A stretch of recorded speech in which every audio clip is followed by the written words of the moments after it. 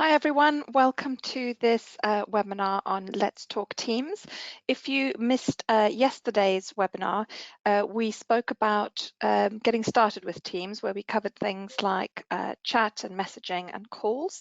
And today the lovely Jo is going to take you through a slightly deeper level, and we're going to be looking at Teams and how to create channels and how to collaborate on documents. I'm Melissa, I'm one of the marketing managers here at Software One UK, and I'll be answering your questions or helping to field the questions and giving them to Jo. So if you have any questions throughout the training, just pop the questions into the sidebar and we will get to them. We can't get to them immediately. We'll try to take some during sort of obvious gaps, and if we don't get to them then, we'll get to them all at the end. If for whatever reason we run over, we will continue to answer the questions, and the entire webinar is being recorded. So the recording will be available on our website on the on-demand webinars section. Yesterday's recording was also there if you missed it. We will send you a link after this session with that link. You probably have to wait about 48 hours for the sessions to be uploaded, but then they'll be available. So that's it from me for now. Over to you, Jo. That's great. Thank you very much, Melissa, and good afternoon, everyone. Thank you very much for taking the time to be here. Today, for those of you who have attended the webinar yesterday, thank you very much for coming back. For those of you who missed out, as Melissa said, the video and recording is available on demand.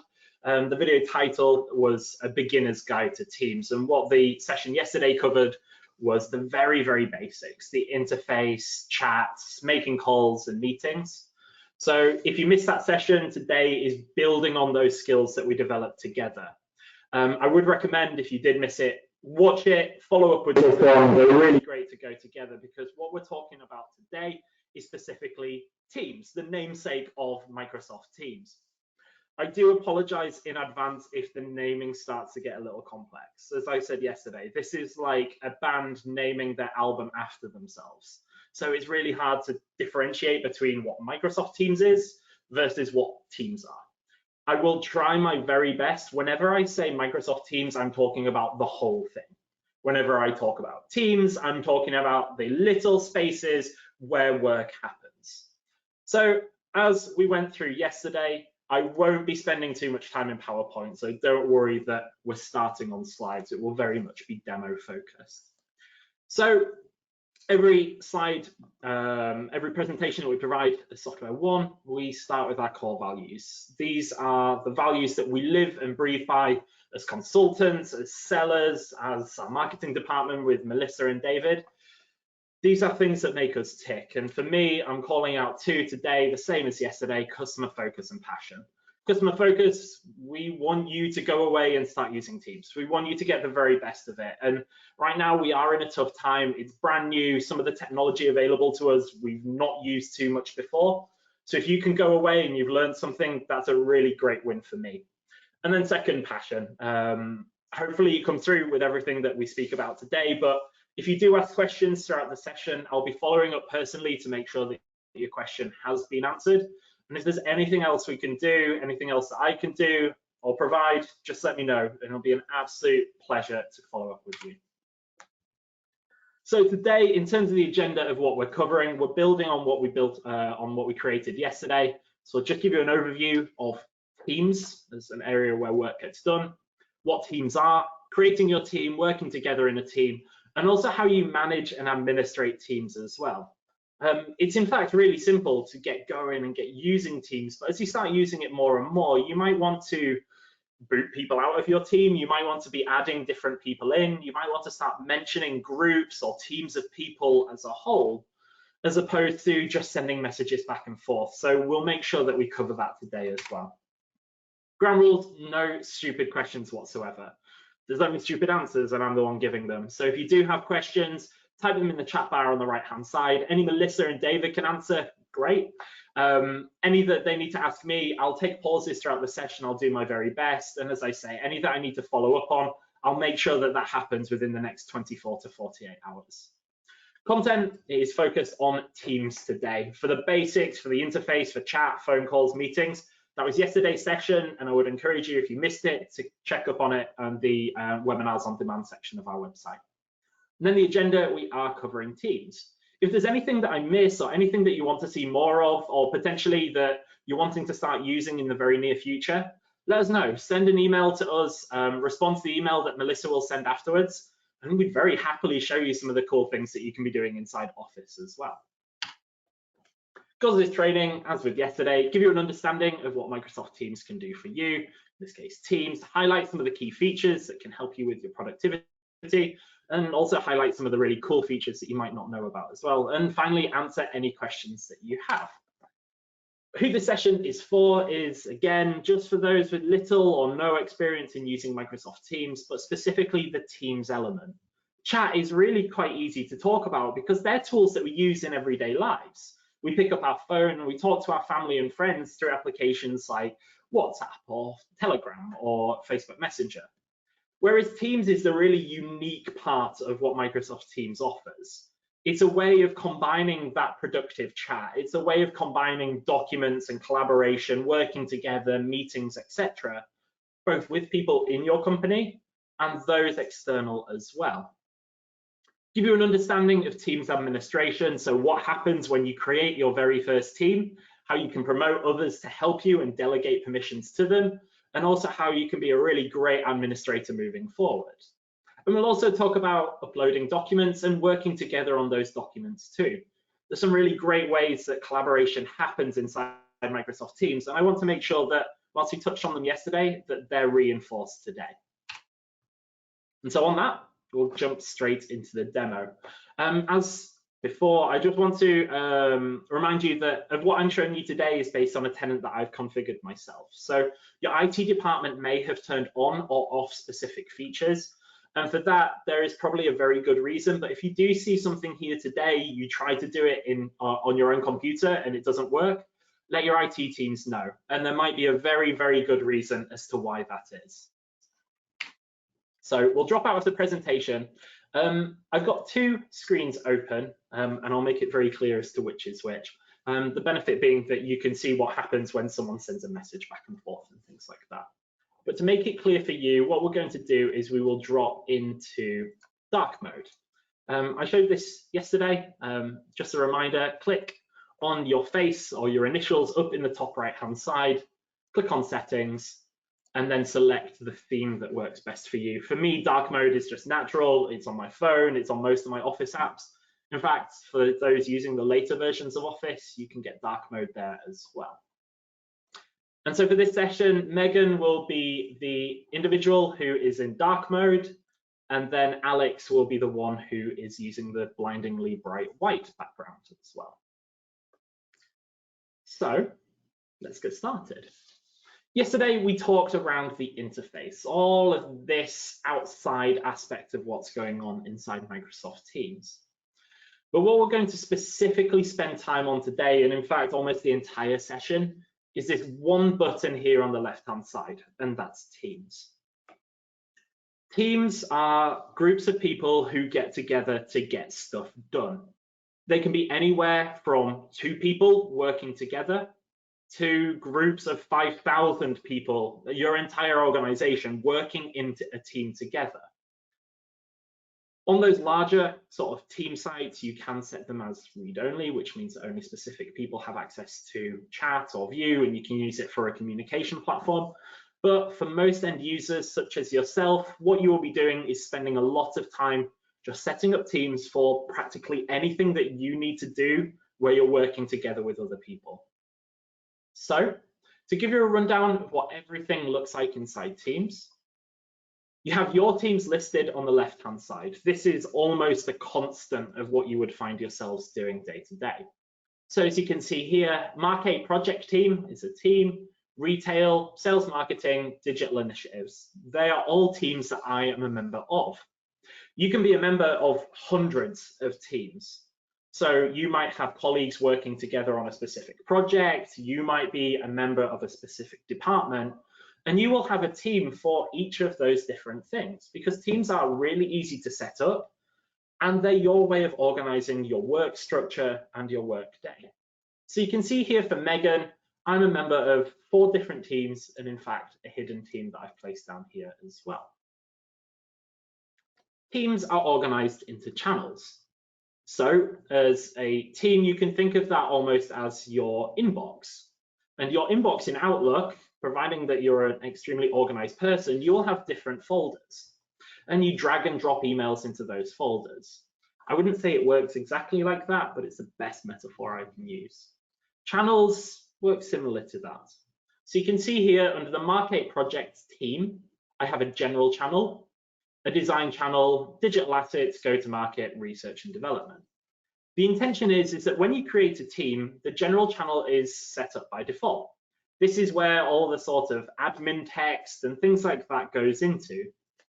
But it's really hard when you're working together to organize your conversations, and that's what you use channels for. So your way of organizing not only conversations, as you can see here, there's lots going on, people have uploaded GIFs, there's responses, there's documents being posted, but it's also your way of organizing your files as well. So in this case, all the design files will be uploaded to the design channel, all the digital assets files will be uploaded to the digital assets channel as well. So you can think of it as your way of organizing teams. You can have, I would say, any number. There is a limit. It's very rare that you would hit it. Any number of channels inside your teams. And the recommendation is it's how you work best. I don't want to suggest a framework as to how you would be setting up your teams. But one thing I would say is do use channels. And the reason being is that if you put everything in a general channel, things can get messy really quickly. And especially if you're working on larger teams, more than 10, having channels just breaks out the work you're doing and it keeps things in context as well. So before we jump into actual teams, I want to show you how you make a team yourself. So providing you've clicked on Teams on the left-hand side over here, down at the bottom, you've got Join or Create a Team. In clicking that, the Create a Team interface is opened. For your organizations, you might see lots of teams listed here. This is depending on what IT has set up for you. If you're allowed to see other channels, you will see them, other teams, you will see them all listed here, which is great if you are working on something, but you're not quite sure if another team already exists. But if you're given a new project or a new task for you to complete and work together with others, all you'll need to do is from Join or Create a Team down here on the left, click on Create a Team. You can create teams from templates, which means that if you create, let's say, as a project manager, a team and a list of channels that works really well for you. If you want to replicate that, choose Create From, pick the team that you want to copy. What that will do is copy the entire structure of that original team that you created. A really great way of getting started fast. But of course, that is slightly advanced, but if you're used to creating teams and channels, it's a great way of getting going super quickly. But for today, we're going to create a team from scratch. Ignore org-wide, that is limited to only your IT department. Private and public are the options that will be available to you.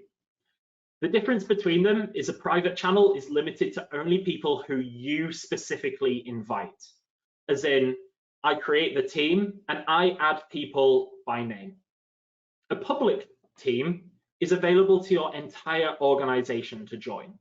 And I will stress that it's only your organization. Externals, the world, the entire internet won't see that that team's created. Just you and your colleagues will see that that team exists. Public teams are great for social sort of events. They're great for working together with the wider organization. But most of the time as an end user, you would typically create private channels and you would invite your colleagues and those that you're working with to that team. On this note, when you create a team, you'll give it a name first and foremost. Depending on your organization setup, you might be forced to name your team in a specific way. So for example, with us working in Software One, we have to provide the country code at the start of our teams. I would check with your IT departments how they want to organize their channels, but if there is no naming conventions and you're free to do what you want, you can create a team. So in this, we're going to call it project. Okay. And I hit create. On that window that you just saw, by the way, there was the option was the option, yeah. There was the option of setting a description. If you set a description, you're just making it easier for others to know what that team's about in the future. So if they're trying to search for something or they're looking to join themselves, they can use that description and know that this is the right team for me. So once this team has been created, you can see here in the blurred background that it's already set up. But what this window is asking me to do is, because I've created it as a private team, it's asking me to add people to that team to work together with. So just as a reminder, a private team is just for you and whoever you invite. Whereas a public team, anyone in your organization can see that that team exists and anyone can jump into that team as well. So in this case, I'm going to invite Adele and I'm going to invite Alex. In fact, I can add as many names here as I wish. So I could keep going and add Asaya and Patty, and open up the command window at the side. And from there, I can click on add. And what that's doing is it's adding my colleagues that I've just invited to that team. They'll receive a notification that, hey, Megan's invited you to the team, come check it out. And they'll also receive a prompt inside their Microsoft Teams window as well. So as you can see, Patty is now a member, Asaya is now a member, Alex, Adele are both members.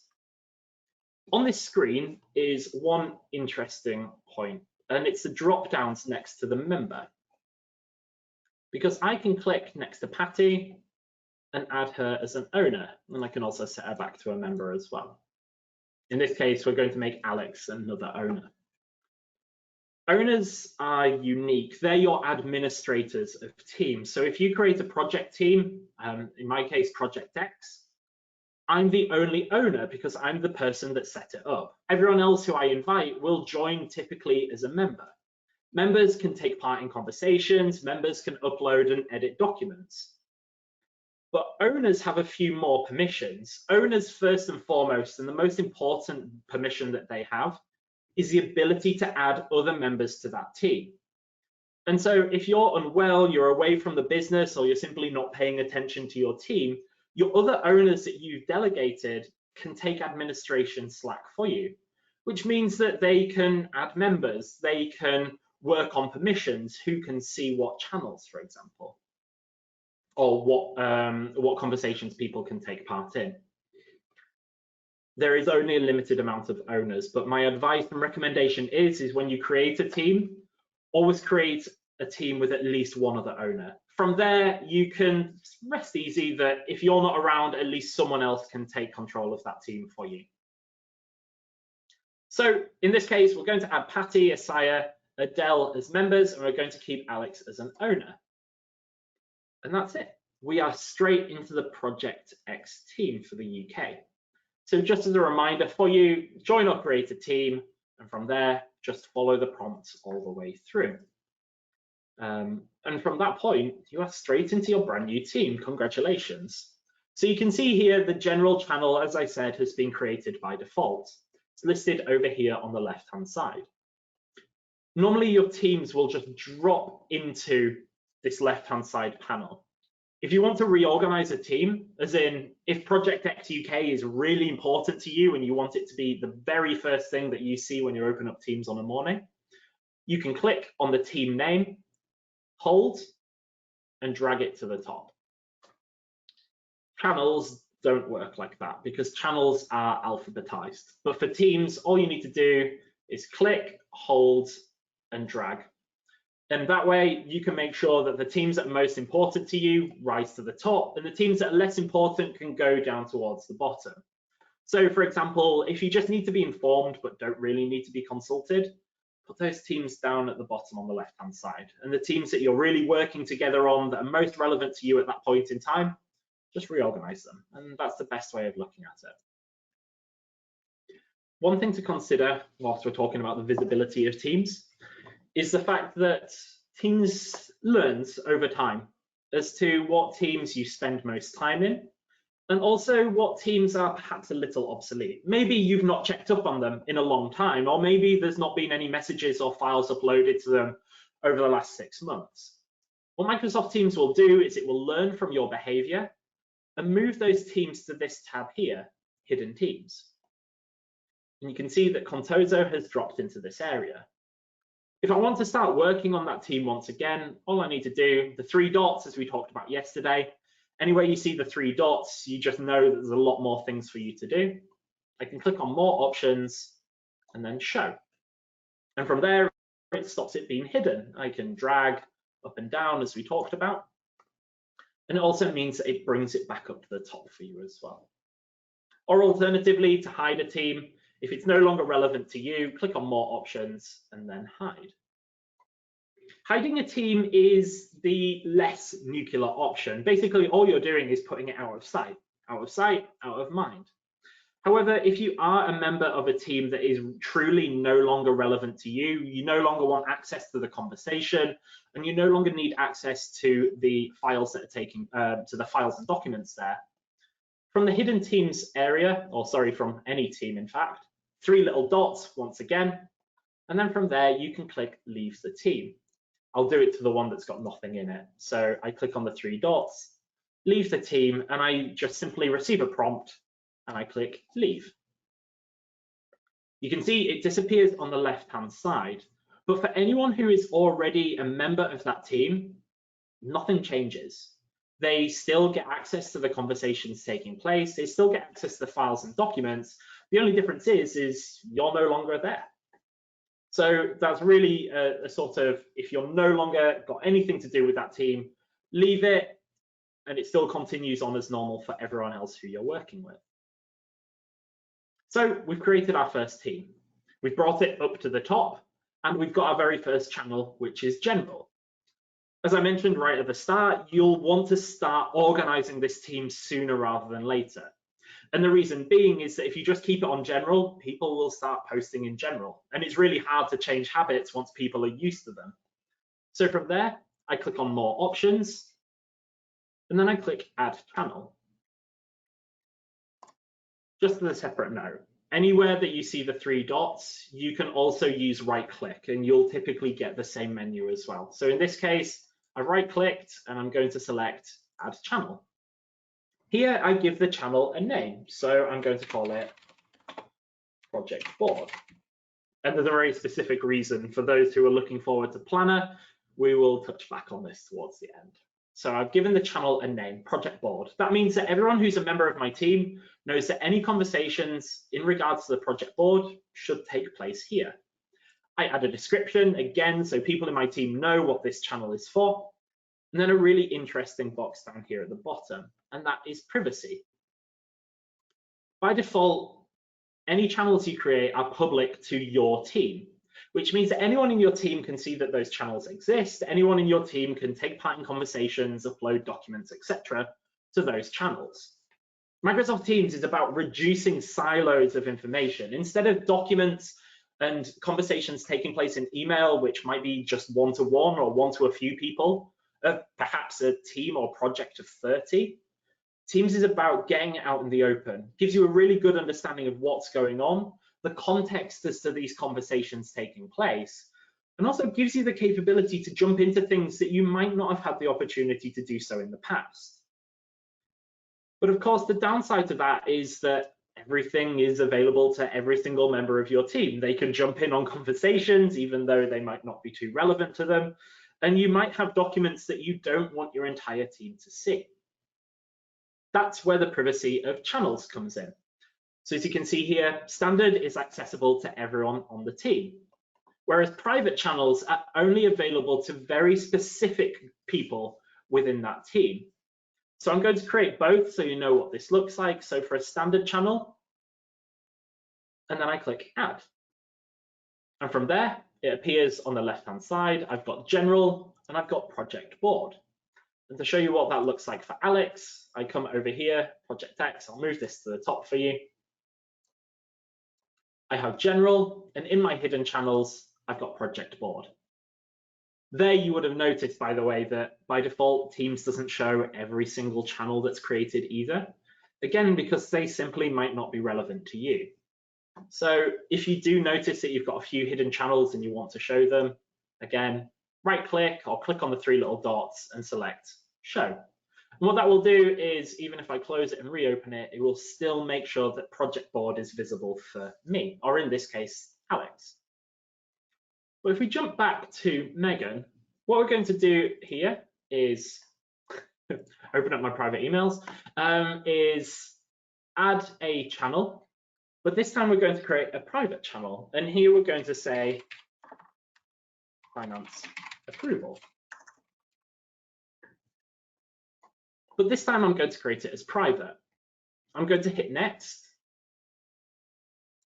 And here it's asking me who I want to be a member of that channel. So before it just created the channel, everyone in that team was immediately able to access and start having conversations. Whereas in this case, it's asking me to invite specific people. So I'm going to add Patty. I click add, and that's it. As you can see here on the left-hand side, it's created the channel, with a little padlock next to it. That means that it's a private channel. You can tell straight away just by looking at these channels on the left-hand side that finance approval is limited to only very few people within that team. For Alex, he has no clue that that private channel exists. He only has access to general and project board, and it would only be up to Patty and Megan to know that the finance approval private channel is there. There's a really important point here. What this actually does in the background is create almost a brand new team, but links it through to your existing team. So things are completely separate. The file system where things are stored, the conversations taking place are totally separate. And that means that the only way that anyone else in your team could see that this channel exists and the conversations taking place is if they're added as a member. So again, right click, add members, and I can bring in, this time, Alex. And from there, eventually it will come through. It might take a little bit of time. The joy of doing live demos is the fact that Alex will soon get the team listed on his interface, and he'll be able to take part in those private conversations. That's it for creating channels along with your team. From there, Melissa, is there any questions so far? Sorry, yes, just waiting for my screen to load. Yes, there are. So first of all, there was a question from Gordon saying, can you remove general as a channel in a team? So it is a default channel, and the reason why it's stuck there is because of all these messages that feed through into it. It's basically, I use it as a bin. I really try not to use the general channel whatsoever, but unfortunately not available to remove just yet. Okay, I've got another question here that says, I have a team visible that was set up as a test. I am the only member as a member. I cannot leave as I'm the last person. How do I delete the team? So if you're an owner, you can delete the team yourself. So I'll try and pick one that's not really too useful for what I'm showing you today. Digital initiatives, right click and delete the team. From here, you just tick that you understand everything's going to be binned and then delete the team. If you're an end user and you're having difficulty doing this, your IT department can do this for you as well. Raise a ticket, get in touch with them, and they can push you out of that team as well. Okay. What happens when you delete a team, by the way, is that it doesn't disappear for forever. It's not just gone as soon as you hit delete. Things do stick around, so if you accidentally delete a team or you think to yourself after this call that you're going to try it out, it is possible that you can get those stuff back. But one thing to consider, you can't get conversations back. They are still there, but it's really hard to bring them back in. Okay, let me just, there's a specific question which I think we'll probably take offline. That was from Sure. Sue. If you don't mind, Sue, we'll respond to you directly about that. It's a specific thing about screens and filming, and it's, I think, we'll probably need a bespoke answer for that. Sue, I'll follow up with you after this session.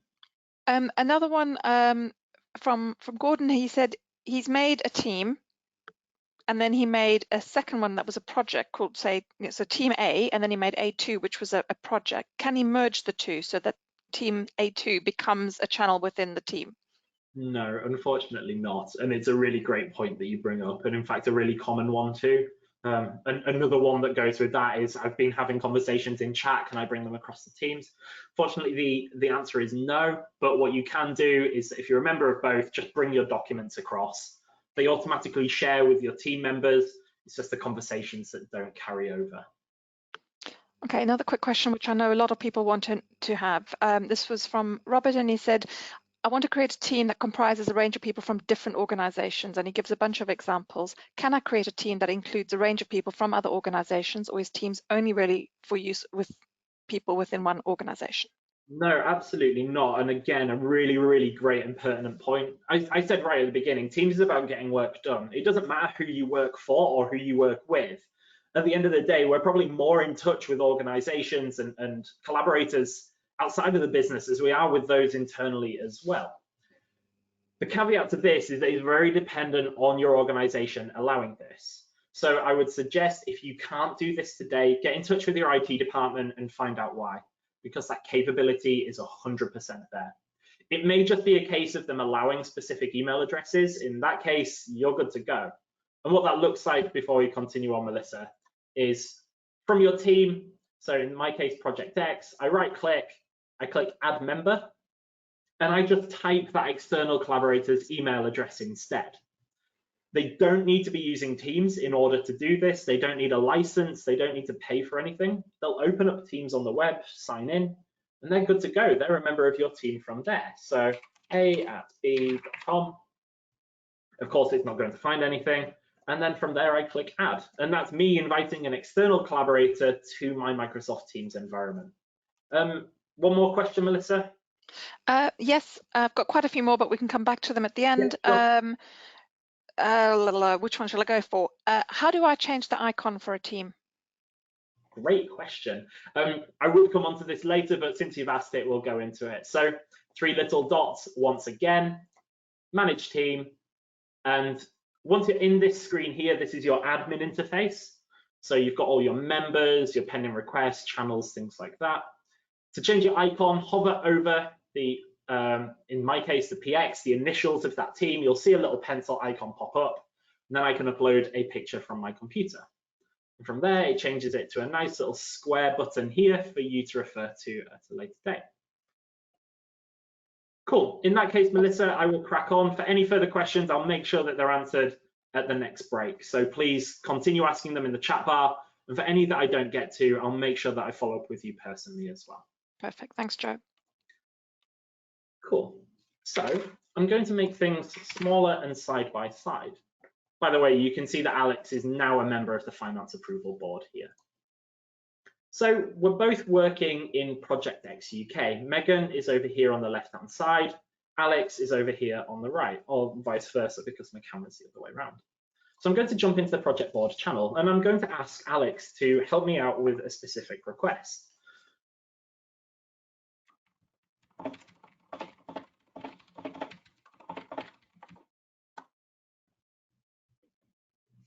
In sending that message, Alex actually isn't going to receive a notification whatsoever. Note the difference.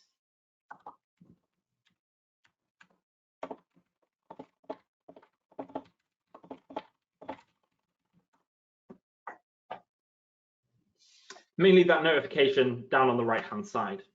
So really important thing to consider when you're working in Teams is the fact that Teams can be really chatty. You could be a member of hundreds of teams here on the left-hand side in Megan's screen. And each one of these teams could have conversations taking place every single day. So by default, you're not notified for anything you post inside a Teams channel. As I say, the reason is that it's so easy to become overwhelmed with what's taking place. And for those already using Teams today, you might already be aware of that perhaps limitation. The downside is, of course, that it's very easy to miss things as well.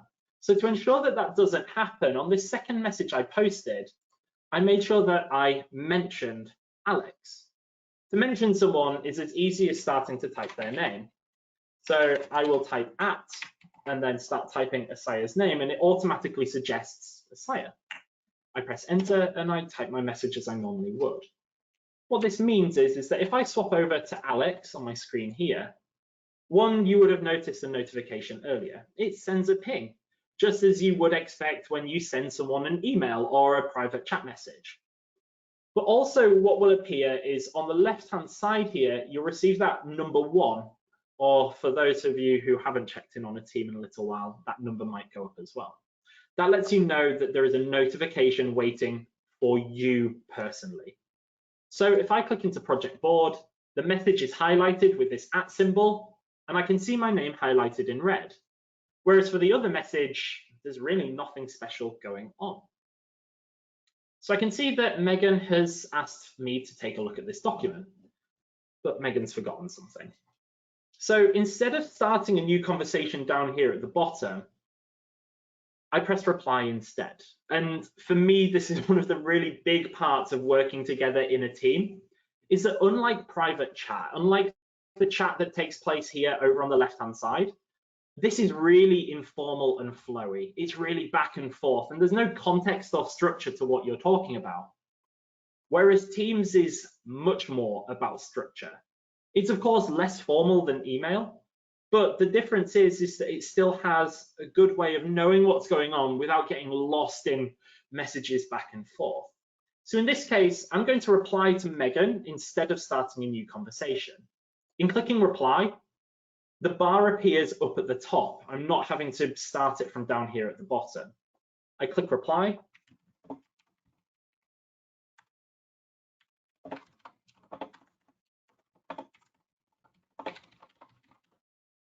And I reply to Megan just to let her know that she might have forgotten to upload the document.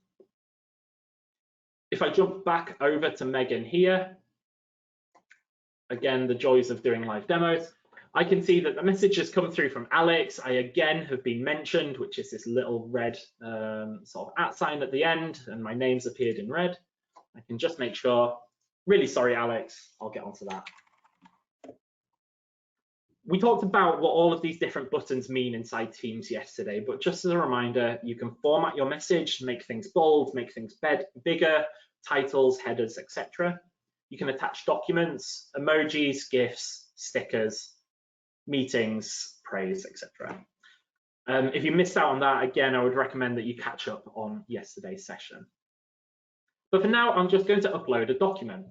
I click on the paperclip icon, and of course, in a live demo, it's not going to work. So what I will do is I'll jump into a different team for you. So providing that Alex is here.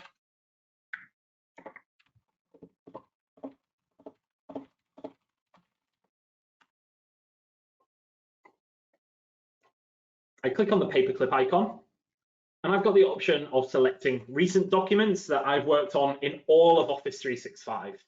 So if I've just created a Word document and I've saved it to OneDrive or, of course, a different team, it's going to appear in my recent documents. I can upload from a different team. So if I've worked on something together, let's say in Project X, and I want to make sure that the Mark 8 team have access to that document as well, I can browse teams and channels and pull a document through from somewhere else.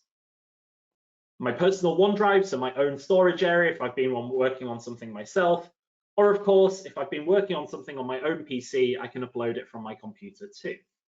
In this case, I'm going to upload it from OneDrive. And I'm going to upload the Employee Travel Q3 spreadsheet. From there, you can see what this is doing is it's copying it across to my new team area. When I press enter, Alex is going to know that the document is ready for him to review. You would have noticed, by the way, and it's a very subtle term of wording, is that if I upload from either a Teams channel, from OneDrive, or from my computer, the wording isn't share or simply upload, it's upload a copy. And there's a very specific reason for that.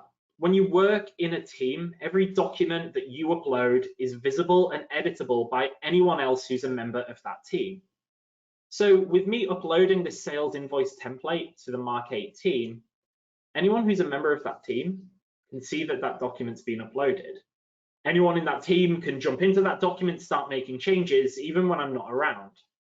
So what Teams does is it sends copies of documents. It uploads them to a fresh place, which means you retain the original, which means that if people make changes you're not happy about, or the document kind of goes out of your control, you still have that original version before you uploaded it into Teams. So in this case, employee travel, what has happened? It's created a copy and shared it with my team members instead. So jumping back to Alex, and we go into Digital Assets Web, forgive me. I'm now going to have to find where I've posted it. There we go. I can see that Megan's uploaded some documents and I'm working together with those on them. So if I make this side by side once again, I demonstrated this yesterday, but I just want to sort of remind and reinforce that this is some really cool things that you can do in Teams. So on the employee travel spreadsheet, I'm going to click on that document, and what that's going to do is open it entirely within Microsoft Teams. The beauty of this is that this works exactly the same, whether or not it's in a web browser, whether or not it's on your PC, or even on a mobile phone. So I can see all of these cells here, and if I do the same with Alex over here on the right-hand side, I'm opening that exact same document, but it's not a copy, it's the same document, which means that any changes that are made over here by Megan, let's say that I've accidentally spelt Alex's name wrong, when I make that change, it will eventually update here on the right-hand side as well. The intention is it should be live, but unfortunately, not everything works well on the live demo. When working in a document with other people together, I can see that Alex's name is here up at the very top, and Megan's is here on Alex's side as well. You get to see who is working in that document with you at the very same time. But if you don't like using the web version of Office, you can always break out into the full fat version of Excel, PowerPoint, and Word if you just prefer using the full fat versions instead. And the same functionality exists. In fact, regardless of where you're using Office, regardless of where you're using Teams, you should expect the same experience on every single device and platform. So you can see here, Megan made the change to Alex Darov, and over here on the right, Alex sees that that change has taken place. And in fact, as I click through, you can see over here on the left, Megan can see exactly what cell I'm working in. And in fact, Alex can do the same. Any cells that I've highlighted or anything that I'm changing here too. So if I change that to Visa, by the way, these aren't real. So if you're trying to scam anyone, it's not gonna work. I changed to Visa, and as you can see over here on the right-hand side, it's updated straight away. If I click on conversation, you can see that whilst I'm working in the document, it's bringing that Teams conversation side by side. So if I'm going to say to Alex, hey, do you mind checking up on column F, for example, he'll receive a notification. And he can jump straight into that chat taking place. It's a great way of working side by side, but of course, it's a little bit simpler than that. If you are just working together like this, just pick up the phone and talk to one another. And in that case, you can work together on a document, you can make the changes, and they all go to a central location. There's only one source of the truth. You're not having a version of a file that you share with 5 of your project team. They then make their individual changes and it's up to you to merge. Just get everyone working together on the same document. And the benefit of that is that when we both come out of this document together, and I go back into that document, straight away those changes are saved automatically. Alex's name is still correct, the card type is still correct, and it means that every single time I open that document, it's the most up-to-date version. And as I say, this functionality exists for Excel, PowerPoint, and Word, but in reality, Teams is a great way of looking at your old style file shares. So where you would have your department and you'd have a file share for things that you're working on together, use Teams for that instead. And it means that one source of the truth, you don't receive the notification of this file's locked for editing by X person. And in fact, it just means that you're cracking on with work with as few limitations as possible. And it's a great way of working and collaborating together. Where these files go, by the way, I mentioned it earlier, but I'm working in the design channel. If I go to Digital Assets Web, you can see that the conversation is completely different, and any files, in fact, are different too. So if I click on files here in Digital Assets, I've only got the Blur GIF and the product launch PowerPoint. But if I go back into the channel that I was working in and the one that I uploaded my files to, I'd be able to find them in the Files tab up at the top. If you're an organized person and you don't just like dragging all of your files in one place, you can organize them here as you would on your desktop computer. So you can still make folders for you to move different things into.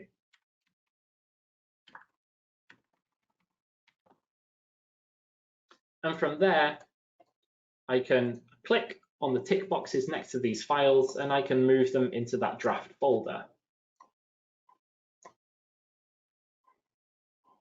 And once done, in a few seconds, what that will do is move them all there. Or of course, you can drag and drop too. Instead of uploading to a channel, you can of course upload your files here as well. So again, from the Files tab at the very top, click Upload and you can upload a specific file or you can upload an entire folder. There's one more really important button that I want to call out here, and it's relevant if you're using OneDrive on your computers today. You can tell that, that's wonderful. You can tell that you're using OneDrive if you've got the cloud icons available to you down here at the bottom. If you are using OneDrive, what you can do is sync these files and folders to your computer, and they will behave just like the shared files and folders that you've been working with in the past. They will appear in your Windows Explorer down here at the bottom, and that means that you can browse to them and you can edit, work on them on your desktop PC without having to go through all of Microsoft Teams in order to get there. And to set that up is as simple as going to the channel that you want to sync to your computer, click on Files, and then select Sync.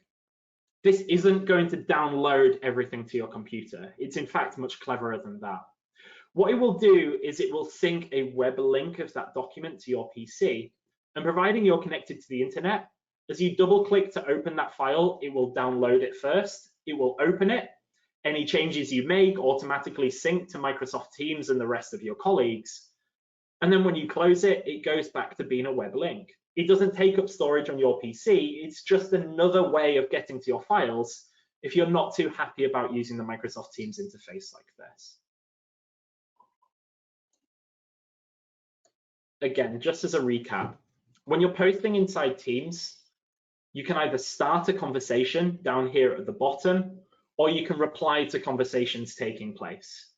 When you reply, it keeps things in line, it keeps things organized, and you can see that for every single message that's been posted, I can see the replies that have come through, I can open them up, and I just know the context of what's being talked about.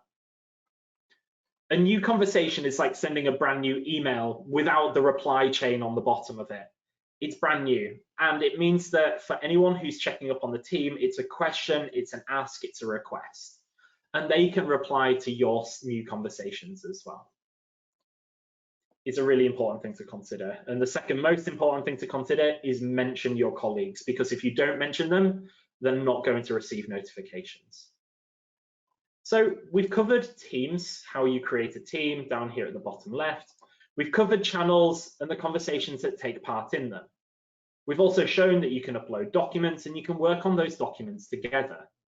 Your documents are stored in the Files tab of the specific channel that you've uploaded a document to. Teams have different files. So if I uploaded the same file to Retail, it would be a copy. If I uploaded the same file to Retail and the project team, they would each have a separate version of that document. And the reason being is that Retail will have different people who are members in comparison to the Mark8 project team.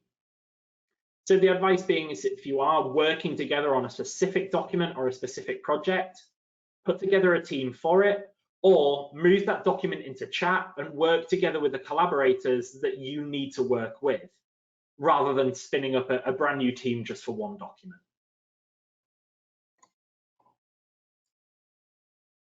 From there, that's the most that we will cover when it comes to creating channels and when it comes to posting messages inside Teams. There's a few more things that I'd want to cover. First, you would have noticed it as I've been hovering over messages, is the ability to react to your colleagues. So if someone says something funny or upsetting, or you just want to like it, you can hover over the message and click one of these icons. One of the other things that changes between Teams versus private chat is the format of your messages. So in Teams, you can post announcements because, of course, this is a much wider conversation than if you're just chatting one-to-one. So when you click on the format icon as a new conversation, you'll see these drop-down boxes at the top. So I can either have it as a new conversation or an announcement. It gives me a headline. And I can select whether people can respond to that announcement or it's just more of a notification of something that's coming up.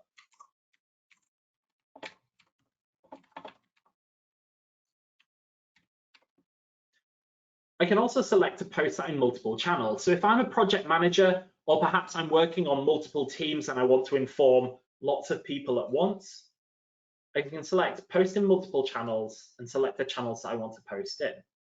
So here I'm working in the Mark 8 project team, but I can select retail, post in both of their channels, sales and marketing, etc.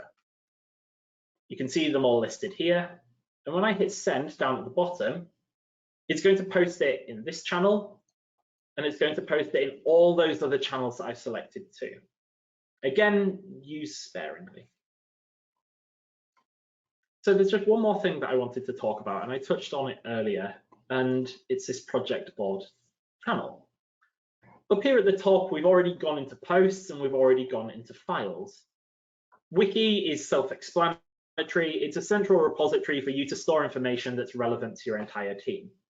Either you do that in documents today in terms of standard operating procedures, HR templates, things like that, or you can use Wiki as a much quicker, snappier way of just getting information to your team members. The thing I want to focus on is this plus icon here at the right-hand side. Microsoft Teams has so many ways of integrating with the tools and features that you work with today. It's not there to replace those great things that you're doing, but it's there to augment and make better. So for example, if you already use Trello really heavily, what you can do is click this plus icon at the top, search for Trello, and you can add your Trello boards directly into Teams. That means that everyone who's a member of your team will see that Trello board at the very top, and they don't need to open a different web browser in order to see what's going on. And the same goes for, in fact, around 3,000 different connectors, websites, etc., that you might want to let your team know about. Tabs are channel specific. So if I added a tab to the project board, anyone who is in the project board channel will see that tab there. Whether or not it's a website where I just type in a URL, BBC News, for example, then it means that everyone coming into this team will see that, hey, BBC News is posted at the top, and it makes it really simple for them to just crack on. But what we're going to show you today is Planner. Planner is a project board. Nothing too complex. If you've used Project in the past, you'll know that it's exceptionally powerful, but it's really difficult to use, and it's really difficult for your end users to use as well. Basically, the people consuming your content. Planner is Microsoft's version of Trello. It's a great way of producing Kanban boards, for example, or just keeping people honest. It assigns tasks, you can assign deadlines, and it will integrate not only with Teams, but also with Outlook as well. So here I'm going to create a new plan. I'm going to call it Project X Board. What this is doing in the background is creating a new plan for me. And from there, you can see that I've got my posts, I've got my files, but I've also got an additional tab up here at the top as well. What this looks like for Alex, if I go to Project Board, is I can see that board there too. Basically, I've got a way of organizing tasks available to me as an individual that I can assign to anyone else working in that team. So let's jump back to Megan, and I'm going to ask Alex to do something. I'm going to ask him to check up on the travel document. I'm going to set a due date. In setting a due date, what you're doing is two things. One, of course, it's easy for you to check up on in the future, but also it's going to add a reminder to Alex's calendar that a task is due. And in fact, it will remind him the day before that he's got a task that needs to be completed. In this case, Friday the 3rd, I'm going to assign it to someone. We all know that your tasks, your actions, your meeting minutes should be smart.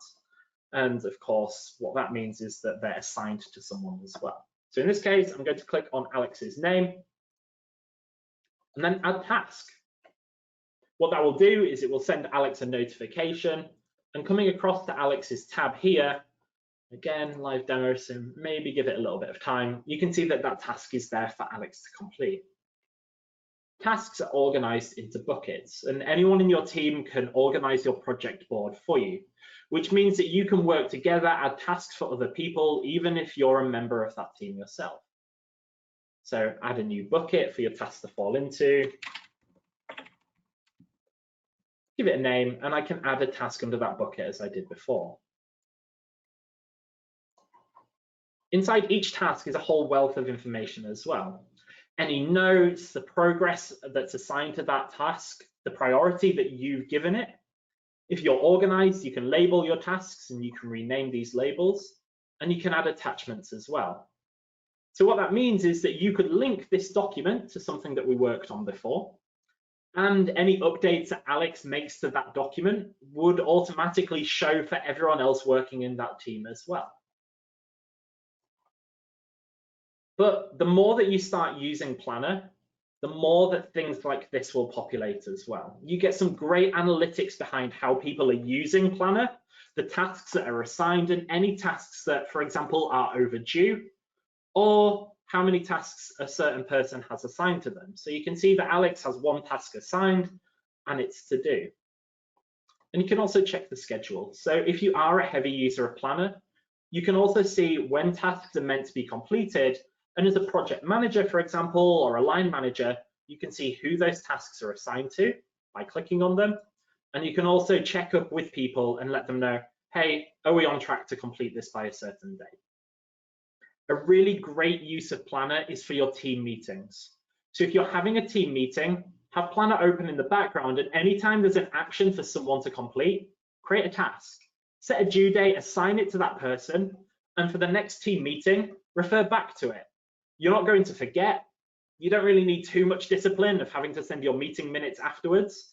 And it also means it keeps people honest. If they've said they're going to do something, you can write it down and check up on it at a later date. I am aware that we're coming very, very close to the end of this session. There's just one more thing that I want to touch on, and that's administration. What I would say is if you do have to jump off at 3 o'clock, this session is recorded. If you do have any questions, please make sure that you ask them in chat. I'll make sure they're answered on the call, but I'll also make sure that I follow up with you immediately afterwards as well. So if you do have to drop, apologies for extending this slightly, but thank you so much for your time. Just a few more things then. So whilst you're working in a team and as a team owner, you might want to administrate certain things. Who can post in channels? What things members can do that you might not want them to do? And we went to this area earlier when we were changing the icon. Right click or click on the three little dots, and click on Manage Team. This is your administration interface. So here I can see my owners, myself and Alex, and I can also see the members that I invited to this team. I can see any pending requests. So whilst I said earlier with a private channel, only owners can add members, but members can suggest people that would be great to add to your team. So if someone does suggest a member, they will appear here in pending requests and you would receive a notification. As an owner, you'd still have to accept that request or of course decline it. But at that point, you can just get people into the team who will be most relevant. Channels shows you a list of channels that are available inside that team. And you also have this tick box next to them. This tick box is the settings as to who it will by default be displayed for. So for all public channels that you create, of course, they are visible to people, but they might fall into that hidden tab. But if I click on the button for Show for Members, what this is going to do is force it to be displayed to people. There is no excuse for them missing out on this channel. So this is a really good use of announcement channels, for example, or for really important project-specific channels too. So automatically show, and what that will do is it will show for everyone in my team that that channel is there. And of course, continuing on, you can see the type, whether or not it's public to my entire team or it's private. I can click on the three dots and I get my channel settings, and I can also delete the channel as well.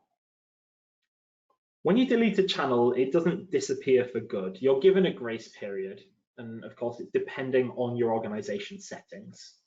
Clicking on deleted, I can see when that channel is due for deletion, of course, in American format. So it's being deleted today, but I'm normally given a grace of 30 to 90 days for me to fix that accidental deletion. So in my case, I'm going to hit restore. What that will do is it brings it back into my Teams interface on the left-hand side and back into my active channels as well. I have settings that apply for my entire team. So what permissions that members have, whether or not they can delete channels, for example, whether or not they can create private channels, upload apps, connectors, etc.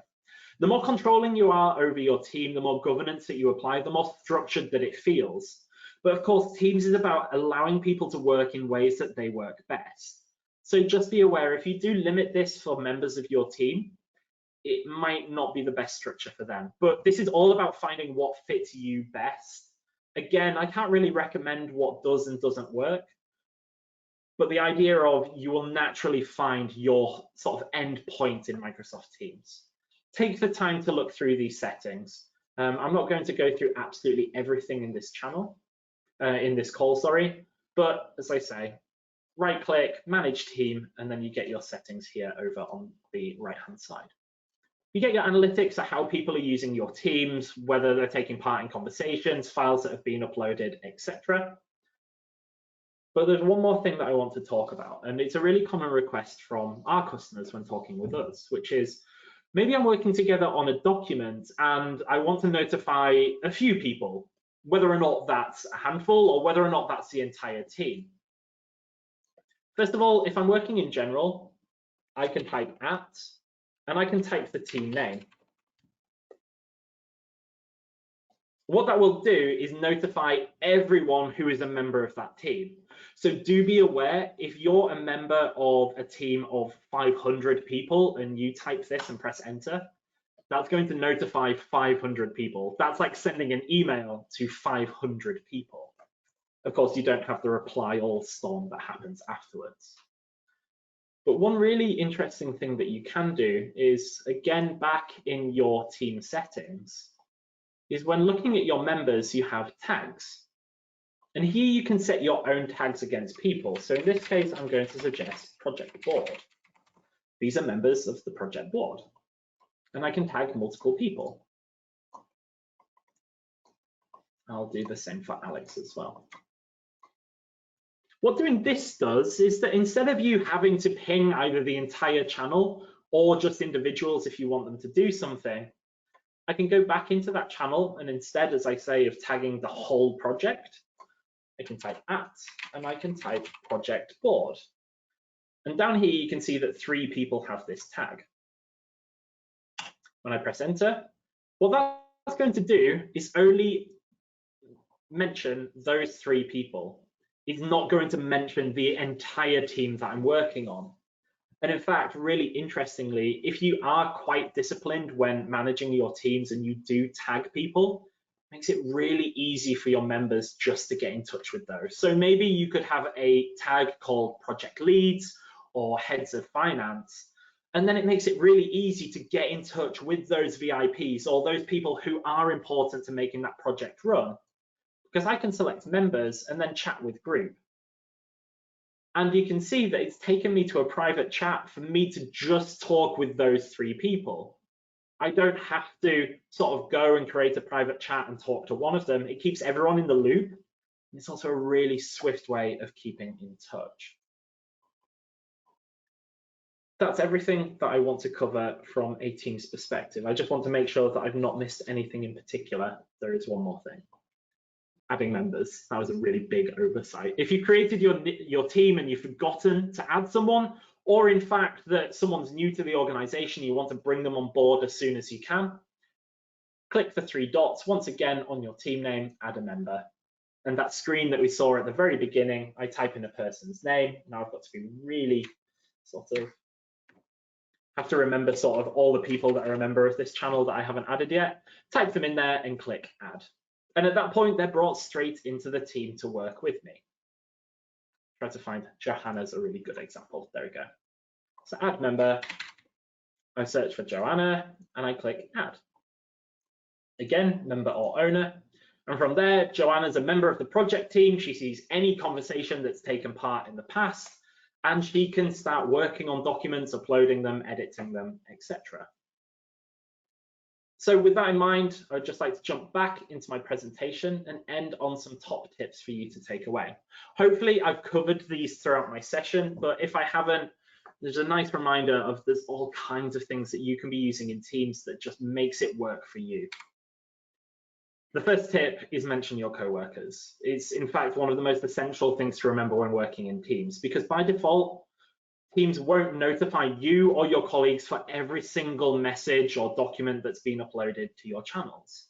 And as I said, the reason for that is that Teams can be really chatty. So you're only notified for the things that are important to you. So when you're typing your messages and you want someone to be aware of something or you want someone to do something, type their name, and then send your message. And at that point, it's just like sending an email direct to them. They'll receive the notification, they'll get a pop-up, and they can check up on it at a later date. And on that note, if you do type something in Teams and you don't mention people, don't assume that they're ever going to see it, because people can be members of hundreds of teams. People can be members of thousands of channels, which means that there's simply sometimes too much to keep on top of. I can speak from my own personal experience that there's a lot of teams that I'm purely informed on, but I don't really need to be consulted on. So they sit there in the background for me to catch up on at a later date.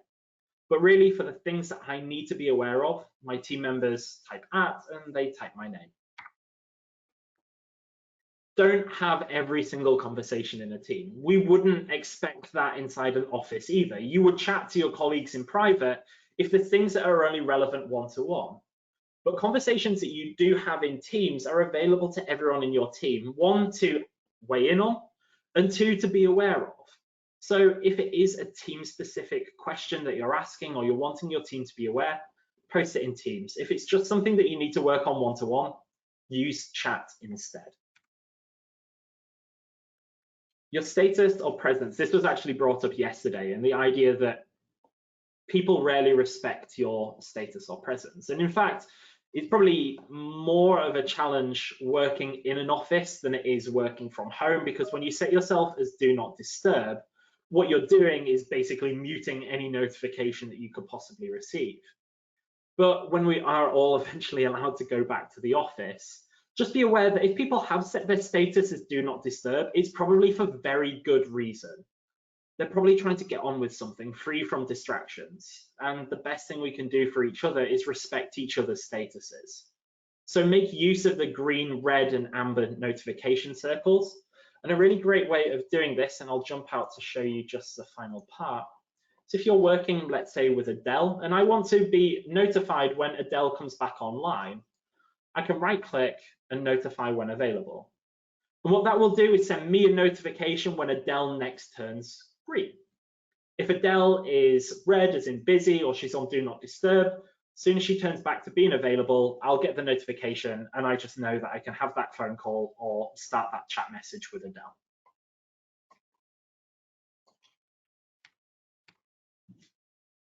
Help each other. If people accidentally start new conversations for every single response they post, just gently remind them that replying is so much better. It keeps things in context, it keeps conversations flowing smoothly. Not everyone will pick up Teams straight away. It is not the easiest program in the world to just get up and go with, but it is intuitive. And once you've got over these little hurdles, making sure that you mention one another, changing your status, how you upload documents, you build on that knowledge naturally. I would honestly say that Teams has only been available for a few years, coming up to the 3rd anniversary. And when it first came out, it definitely wasn't the product that it is today. Things change. Let your colleagues know what has changed, what cool things you want to start using. And that goes for things like tabs and connectors as well. Next, use the search bar at the top. Hopefully this is self-explanatory. Things can easily get lost. We see that day to day. We spend a lot of time in search in Outlook, trying to find that one attachment from someone that came across 3 months in the past, and you don't quite know who sent it or who it was sent from. If you search at the top, it's powerful enough to search for people, for messages, for document titles, and also any words inside that document as well. So if you've lost something or you just want to find something quickly, use the search bar at the very top. Teams is really quite powerful when it comes to notifications, and we touched on this yesterday in the sense that because Teams is really chatty, sometimes it can be too chatty. But hopefully, as I've reiterated today, Teams works best for you. It's not like Outlook where notifications are binary, they're on or they're off. In fact, you can change how notifications come through to you at a really granular level, whether or not that's on individuals. So if I go back here and I don't want to receive a notification for everything that Adele sends, I can mute it. The same goes for group chats as well. But if you're in a team and you're constantly pinged with full team mentions that send you a notification all the time, what you can do is on that team, channel notifications, and you can turn off or on depending on your personal preference. My recommendation here is that if you're new to Teams and your colleagues are new to Teams, turn on notifications for all new posts. That means that even if people don't mention you or forget to mention you, at least you'll still receive a notification for it. However, by default, you won't receive notifications for all new posts. You would instead just receive notifications for channel mentions. And going back, you can also set when you receive your notifications too. So if you want to have your quiet hours outside of working time, 9 till 5, you can set that. And the best thing about notification settings is that they carry through to your mobile phone as well. So if you set them on your PC, they'll be there on your phone too. For a recap, and I went through this yesterday, I just want these as a takeaway for you when you're starting to use Teams, getting a little bit more confident, and hopefully learning a little bit from the session that we've gone through today. We mentioned it in our meetings yesterday that video is encouraged, but it's not required. And especially as you're working within teams, it's nice to see one another. And if these are teams that you would have typically sat with in the office before being forced to work from home, it is really nice to see each other's faces, see how we're getting on. And even when you're working on documents together, it's nice to have those video calls as well. But absolutely, it shouldn't be enforced. As I said, it's personal preference. Some people are comfortable being on video, some people simply aren't. Some people might not be in the right frame of mind, or they're still in their pajamas, or don't have their eyebrows on. Whatever the reason, you shouldn't be pushing people to turn their cameras on.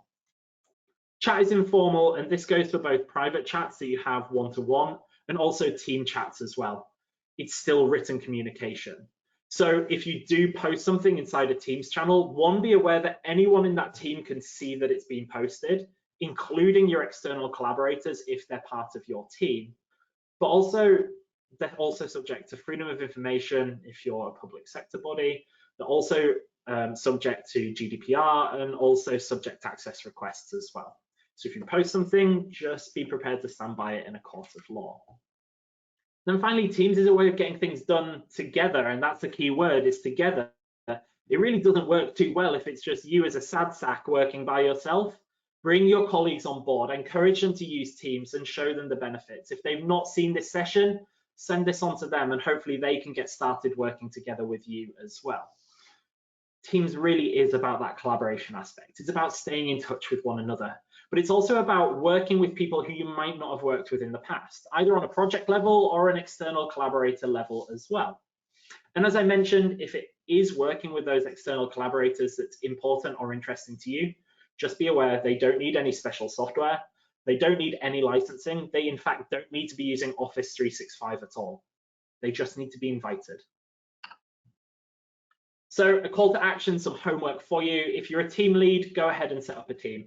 If your organization limits who can if your organization limits who can set up a team, ask them to set one up on your behalf and get cracking with your team. Start having meetings, start uploading documents, start working together. If you are a member of a team, make sure you speak up and say hi in the general channel. Start a new conversation. But if someone's already said hi, make sure you click on the reply button and respond to them there as well. If your organization allows it, upload a handful of documents and start working together too.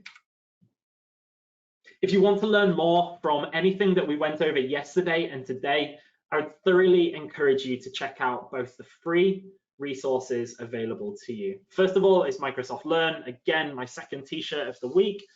Microsoft Learn is an absolutely incredible and free resource for you to upskill across any of Microsoft's technologies. So whether or not that is simply Office 365 or Microsoft Teams, or whether or not you're getting interested in business intelligence in Power BI, or automation through Power Automate and Power Apps. There's so much resource available to you. And if you've got the spare hour sort of at the end of the day, it's a really great way to upskill as well. Next is the support.office.com, where you can find all kinds of videos, help articles, and resources to get you going even further in Microsoft Teams. If you've got any questions, support.office.com is really great.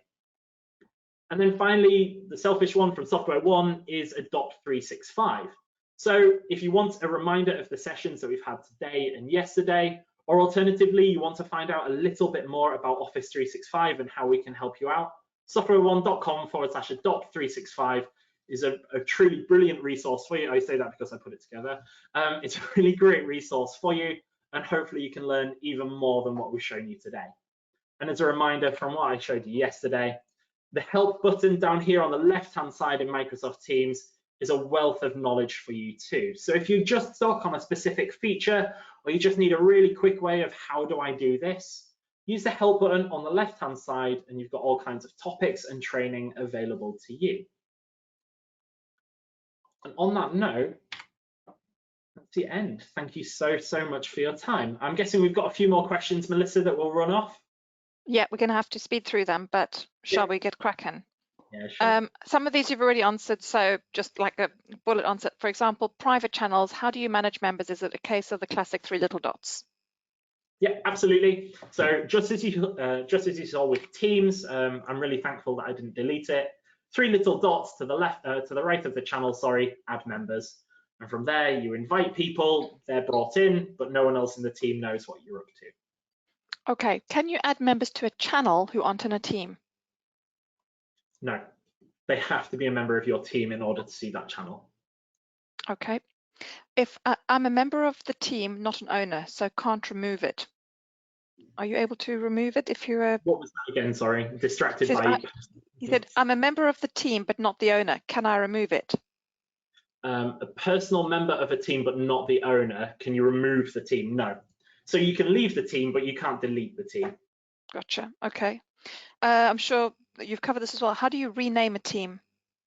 So that is a really simple one, in fact. So manage team, might be manage team, might be edit team instead, of course. So 3 little dots, once again, edit team, and then you can change the name. So if I wanted to change it to Island instead, I can just tick IE and then done.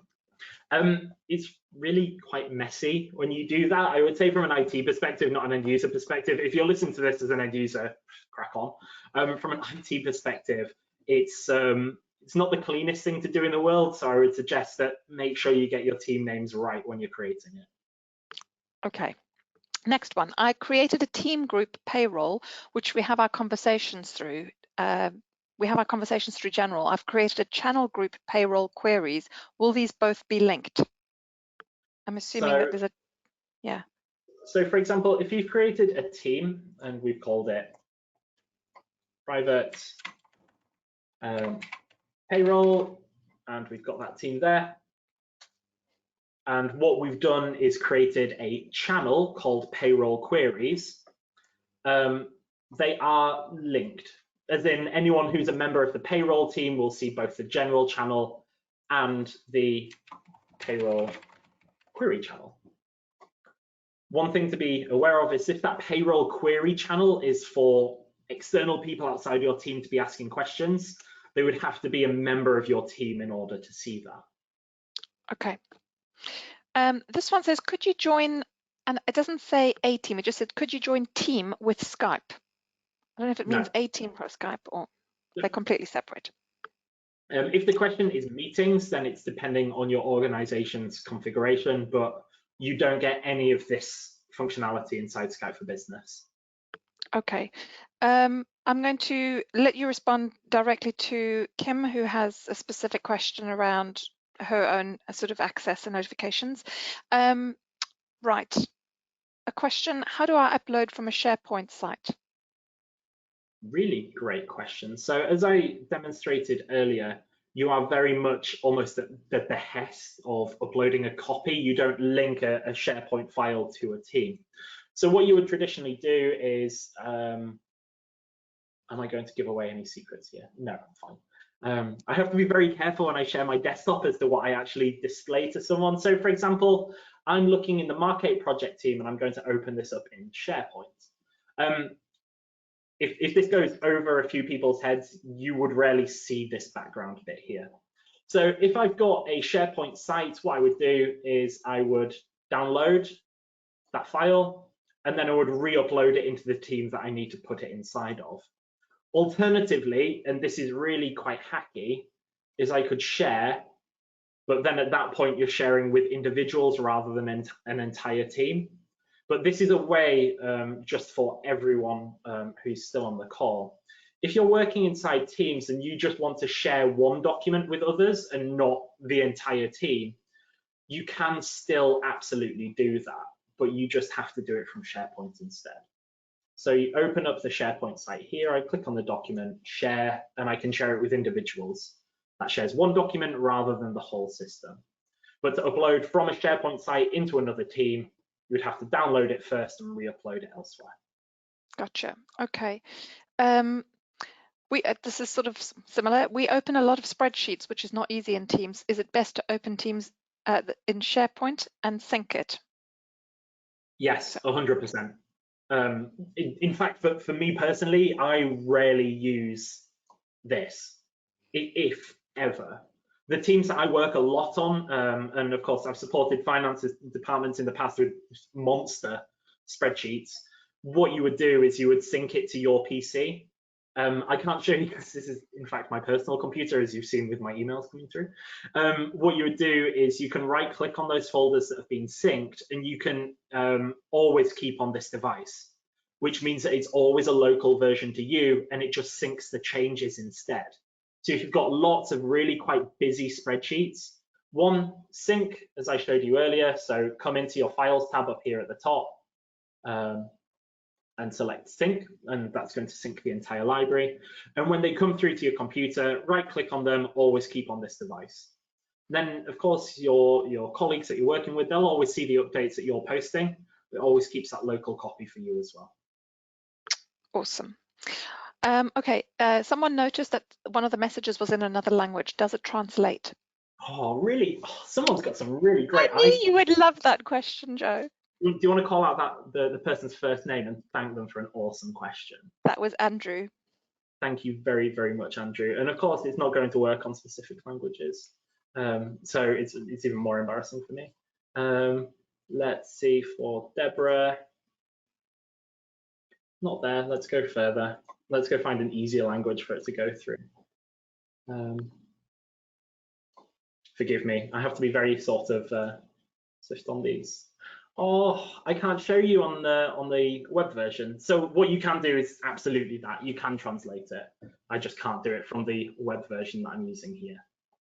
On that topic, what you need to do is you click on the three dots above the message, and then it would have a translate option for you. Unfortunately, I don't have it online. Just to say for anyone else, there's also a lot of cool accessibility features in Teams. And we're running a virtual summit on that in May for any of your HR directors who want to go learn about that. Just thought I'd give that a little mention. Okay, moving swiftly on. If you share a document in Project X and then were to share from Project X to Project Y, would they act as separate documents? As you mentioned, it would be a copy. Yeah. So because Teams, and this almost goes back to that SharePoint query earlier, you don't know who is a member of one or the other, and Teams would only know that once you've actually shared that document. So instead of having the same document in both teams, you would have a copy. So Project X would have one copy, Project Y would have its own copy as well. Okay. How many people can be in the file within Teams working together?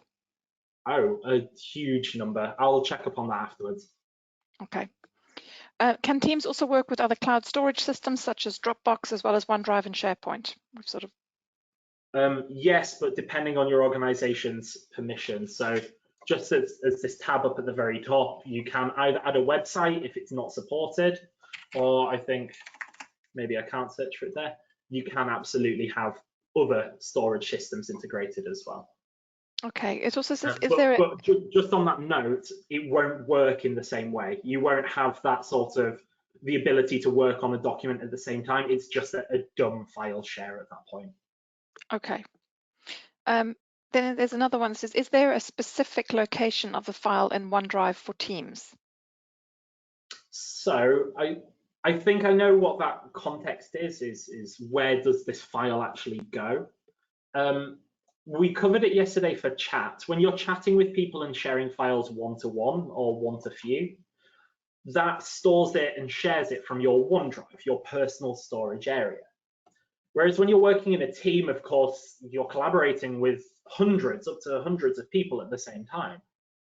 So instead, up to thousands of people at the same time. So any files that you upload into Microsoft Teams, and in this case, Teams, go into their own SharePoint site. So what that means is Project IE has its own document storage somewhere in the background. Same for Marquee, Retail, etc., and they're all separate. So if I go to General and click on Files, I have the option to see exactly where these are stored. So eventually when it loads, it will give me a button at the top that says Open in SharePoint. In fact, I'll go for one that we've done earlier. I can open in SharePoint and try to find one with loads of files. Open in SharePoint, and this will show you that central storage location. And you still get the same buttons here as you would in Teams. It's just a different way of looking at them. Okay. Another quick question. If you press sync, does it sync the whole team or just that channel? Just that channel. Okay. If you go here, you can be more specific as well. So if I had a folder inside a channel, I could just sync that one very specific folder. So whilst Teams is a bit more general, it's really quite quick, SharePoint is much more granular. So if you just want to sync on a very specific file level, or sorry, folder level, open your files up in SharePoint, and then you've got the capability to do so from here. Click on sync at the top, and that would sync just the draft folder. Normally what I do personally is I will sync the entire team because one, you're not really using any storage on your personal computer. You download the files as you use them. So I would go all the way back to the documents folder here. You can see all these channels, general, go to market, research and development. They're mapped from general, go to market, research and development.